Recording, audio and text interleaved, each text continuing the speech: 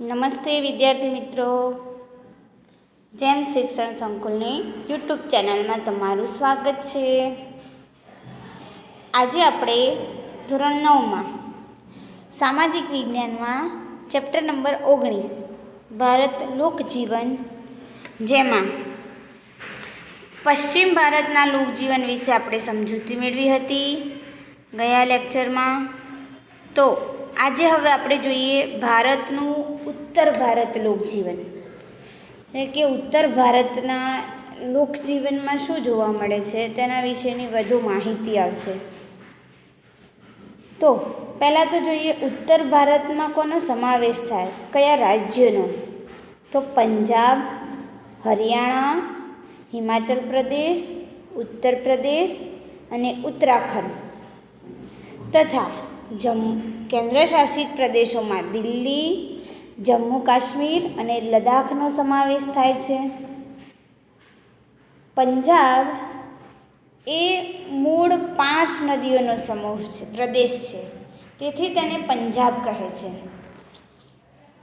તેમજ જમ્મુ કાશ્મીર જોઈએ તો તે તો પ્રાકૃતિક સૌંદર્યનું એટલું બધું ભરપૂર છે કે તેના કારણે તો તેને પૃથ્વીનું સ્વર્ગ કહેવામાં આવે છે.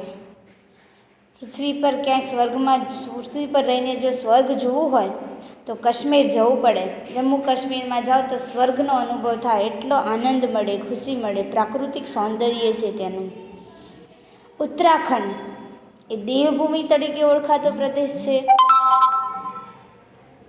કેદારનાથ આ બધા દેવોની ભૂમિ છે તેથી ઉત્તરાખંડને દેવભૂમિ તરીકે ઓળખાતો પર્વતીય પ્રદેશ કહે છે. ત્યારબાદ હિમાચલ પ્રદેશ, તો હિમાચલ પ્રદેશ એ પણ પર્વતીય વિસ્તારવાળો પ્રદેશ છે. ઉત્તર પ્રદેશ એ ગંગા અને યમુના આ બે નદીઓના ફળદ્રુપ મેદાનોનો બનેલો એક ભાગ છે, મેદાનોનો બનેલો પ્રદેશ છે. જ્યારે દિલ્હી એ ભારતની રાજધાની છે. હવે આપણે જોઈએ તો ખોરાક. ઉત્તર ભારતના લોકોનો ખોરાક શું? તો પંજાબ અને હરિયાણામાં મુખ્ય ખોરાક ઘઉં છે, કેમ કે પંજાબ ઘઉંનો કોઠાર ગણવામાં આવે છે પંજાબ રાજ્યને, એટલે ત્યાં ઘઉંનું ઉત્પાદન સૌથી વધુ થાય. એટલે પંજાબ અને હરિયાણાના લોકોનો મુખ્ય ખોરાક ઘઉં, અને ઘઉંમાંથી બનાવેલી તંદૂરી રોટી એ પણ તેમનો મુખ્ય ખોરાક ગણાય.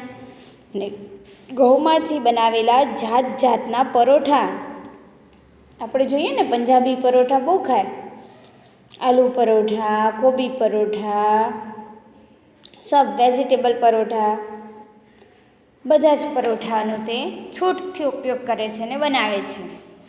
તેમજ પંજાબમાં પનીરથી મિશ્રિત, એટલે દરેકે દરેક શાકમાં પનીરનો ઉપયોગ કરે છે, એટલે પનીરથી મિશ્રિત શાક બનાવે છે આ પંજાબી સબ્જી. આપણે પણ હોટલમાં ખાવા જઈએ ઘણીવાર, તો બહાર જમવા જઈએ ત્યારે કહીએ કે પંજાબી થાળી ખાઈશું, આપણે પંજાબી ડીશ ખાવાની, એટલે આપણને ખબર હોય કે પનીરવાળા શાક મળતા હોય તે, અને તંદૂરી રોટી. તો આ પનીર મિશ્રિત શાક એ પંજાબીઓની આગવી પસંદગી છે તેમની.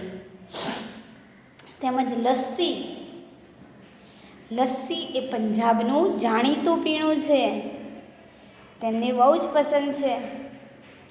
જમ્મુ કાશ્મીરના લોકોનો મુખ્ય ખોરાક ભાત અને માંસ મચ્છી છે, એટલે કે એ લોકો વધુ ઠંડકમાં રહે છે, બરફવાળા વિસ્તારમાં.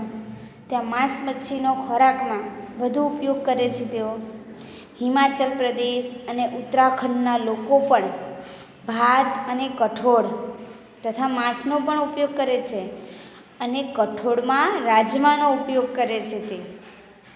તો ઉત્તરાખંડના લોકો કયો કઠોળ? રાજમા અને ભાત તેમજ માંસનો ઉપયોગ કરે છે. અને ઉત્તર પ્રદેશના લોકોનો મુખ્ય ખોરાક રોટલી, દાળ ભાત અને શાક છે. યુપીના, એટલે કે ઉત્તર પ્રદેશના લોકોનો મુખ્ય ખોરાક કયો? દાળ ભાત શાક રોટલી. હવે જોઈએ આ ઉત્તર ભારતના લોકોનો પહેરવેશ. તો પંજાબ અને હરિયાણાના લોકો જે ખોરાક પહેરે છે, પંજાબ અને હરિયાણાના લોકો જે પોશાક પહેરે છે એટલે કે પહેરવેશ, તેને પંજાબી ડ્રેસ તરીકે ઓળખાય છે. પંજાબી ડ્રેસ પહેરે છે તેમાં સ્ત્રીઓ જોઈએ તો સ્ત્રીઓ સલવાર કમીઝ પહેરે છે અને પુરુષો વિશેષ એવો થોડો જબ્બો, અલગ આગવી ઓળખ ધરાવતો અને ખુલતી એવી સલવાર પહેરે છે, એટલે કે જબ્બો અને સલવાર. પુરુષો મોટા ભાગે માથે પાઘડી પહેરે છે, પંજાબી પાઘડી, અને કેટલાક લોકો તો જબ્બા ઉપર ભરત ભરેલી કોટી પહેરે છે, ભરત ભરેલી કોટી. કાશ્મીરના લોકો સામાન્ય રીતે કાશ્મીરી ડ્રેસ તરીકે ઓળખાતો ડ્રેસ પહેરે છે.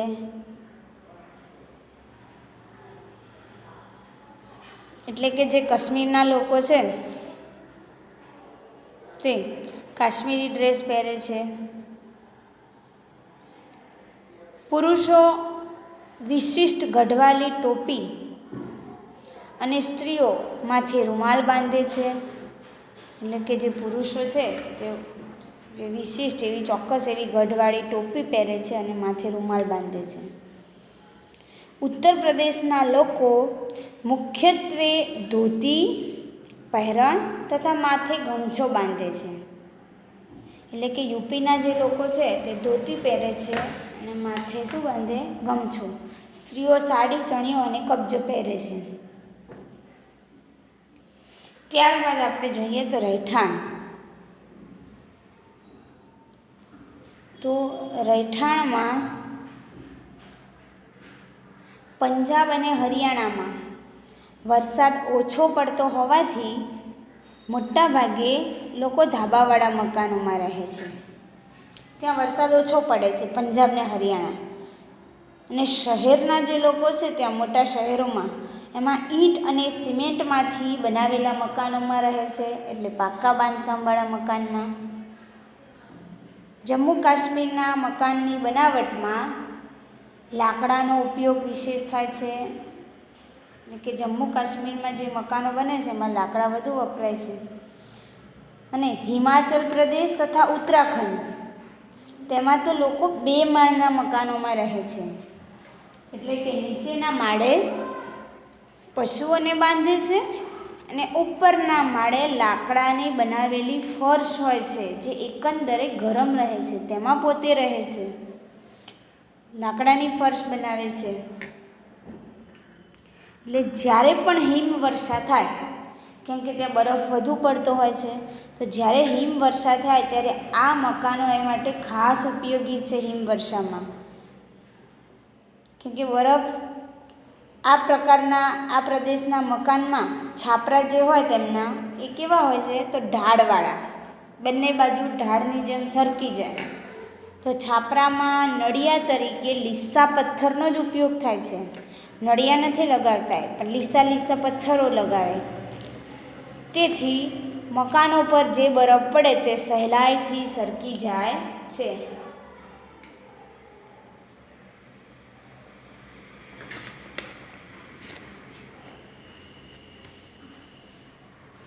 ઉત્તર પ્રદેશમાં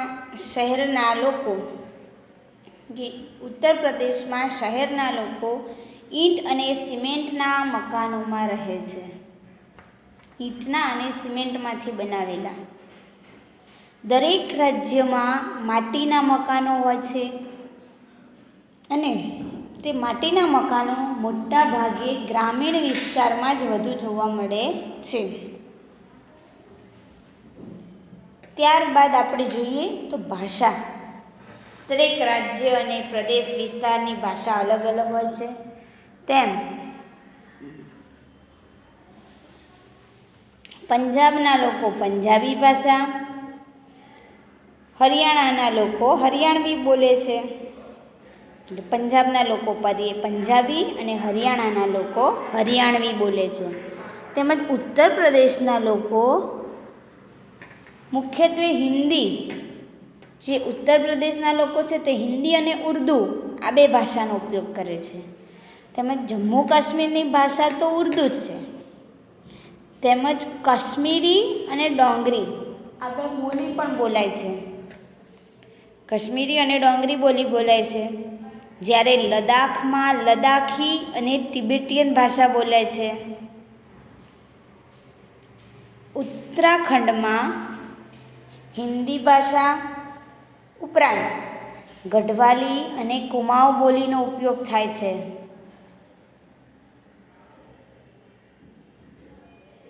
હિમાચલ રાજ્યની ભાષા પહાડી છે. હિમાચલ રાજ્યમાં પહાડી ભાષા બોલાય છે. આ ઉપરાંત દૂર દૂરના પ્રદેશોના દરેક રાજ્યમાં કેટલીક પ્રાદેશિક બોલીઓ પણ બોલાય છે.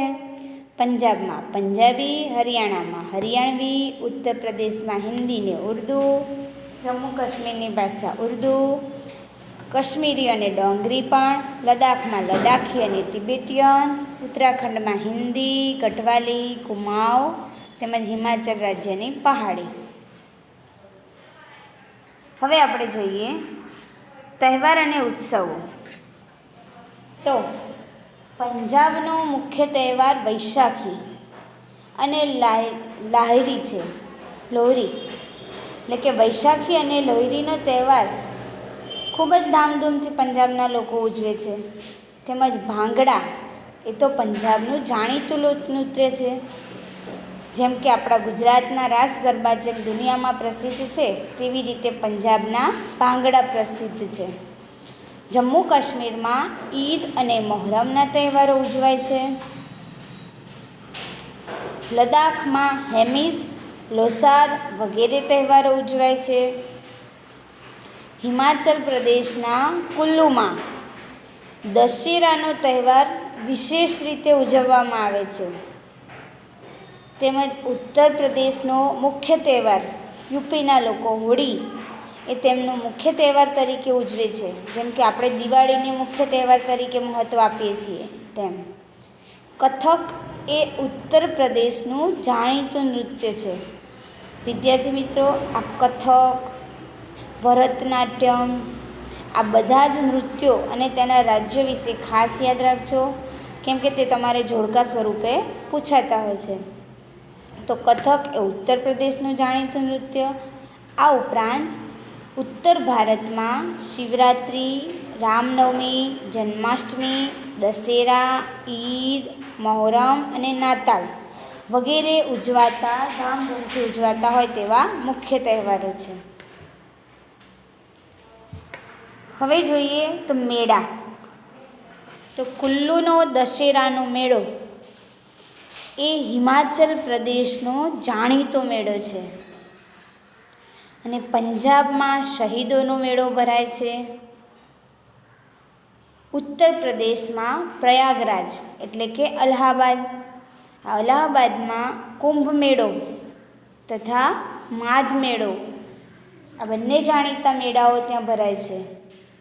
અને ઉત્તરાખંડમાં કુંભ અને અર્ધકુંભ મેળો, અહીંયા જે બાજુમાં ચિત્ર આપેલું છે તે અલ્હાબાદનો કુંભ મેળો જ આપેલો છે. તો કે આ કુંભ મેળો, અર્ધકુંભ મેળો ઉત્તરાખંડમાં, માધ મેળો, કુંભ મેળો પ્રયાગરાજ એટલે કે અલ્હાબાદમાં, અને પંજાબમાં શહીદોનો, કુલ્લુમાં દશેરાનો વગેરે મેળાઓ ઉત્તર ભારતના જાણીતા એવા મુખ્ય મેળાઓ છે. તો વિદ્યાર્થી મિત્રો, હવે ભારતનું લોકજીવન જેમાં દક્ષિણ ભારત અને પૂર્વ ભારત આ બે ભારત વિશે આપણે આવતા નેક્સ્ટ વિડીયોમાં અભ્યાસ કરીશું. તો આજનો ટૉપિક અહીં પૂર્ણ કરીએ છીએ. અને આજે ચલાવેલ ઉત્તર ભારત વિશેની ટૂંક નોંધ તમારે નોટબુકમાં લખી અને મોઢે કરવાની રહેશે, જે તમારું આજનું હોમવર્ક છે. Thank you.